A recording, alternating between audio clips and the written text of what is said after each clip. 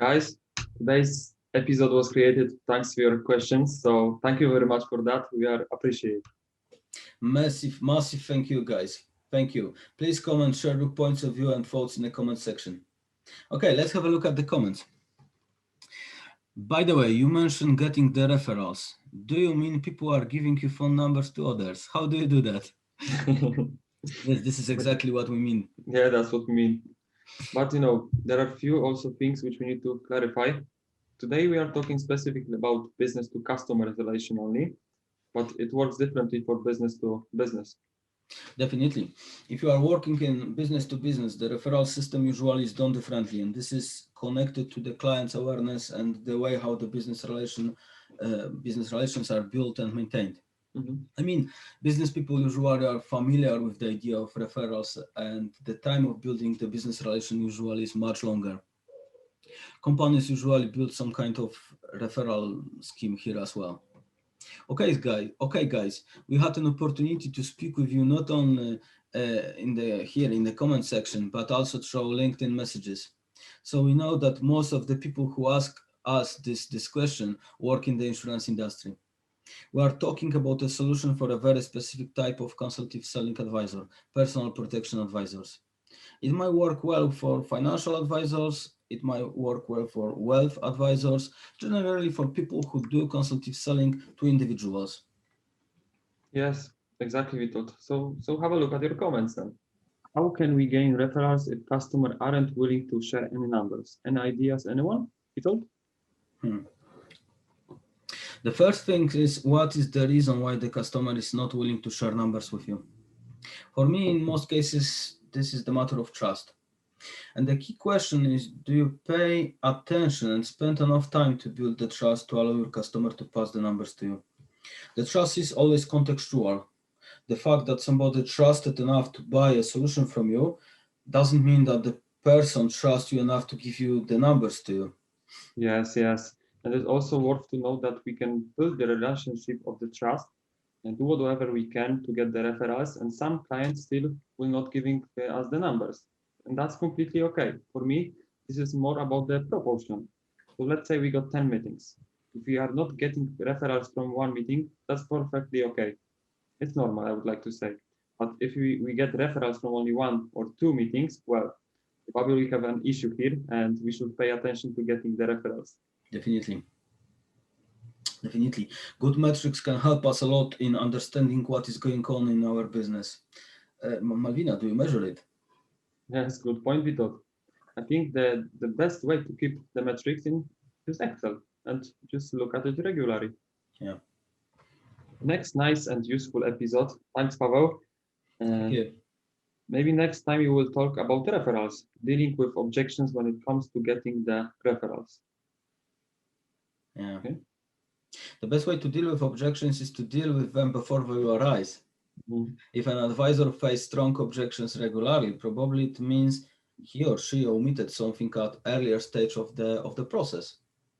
Yes, I often get referrals since we work together to develop the system for me. So I don't have this problem personally. But well, let me back to the past before we work it through. In the past, when I was asking the clients for referrals, it was very difficult to explain to customer in 10 minutes why I'm doing it. Look how it looks from client's perspective. We meet up, talk about potentially to buy insurance. We have done it. We bought policies. We are happy now. We feel this is the end of the meeting. And now, when the advisor is asking the questions, we realize it is not. I don't know if it makes a lot of sense for you, Vitold. I mean, this process should start at the beginning of the meeting and just finalize at the end. Does it make sense to you? A lot of sense. A lot of sense, Kamil. If the customer is in the mental phase, I'm talking about the emotional state. I have finished the meeting. The job is done for me today, and well, if the customer is in this phase, this is probably too late to talk about referrals. Yeah. Unfortunately, we don't know what specific objections Pavel meant, but from my professional experience, from my work with salespeople, there are typical mistakes which lead us to the point where we need to deal with strong objections. So what I'm observing, a lot of advisors, they start to get the references at the end of the meeting. And as you mentioned, it needs to be a process that continues through the meeting. Advisors often don't educate clients. How does the client know how you work? What do the references mean to you? Why are they important to you? What are you going to do with them? You ask for numbers, but okay, are these numbers safe with you? Also, I noticed that a lot of advisors don't contract clients. They just simply ask for the references at the end of the meeting.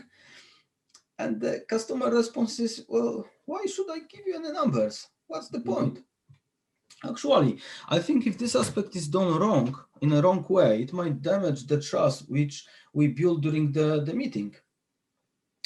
Okay, what are other common problems? I often see that advisors don't explore what is the reason behind when customer says no. So I think it's worth to ask some extra questions or to scratch the surface to get the real reason.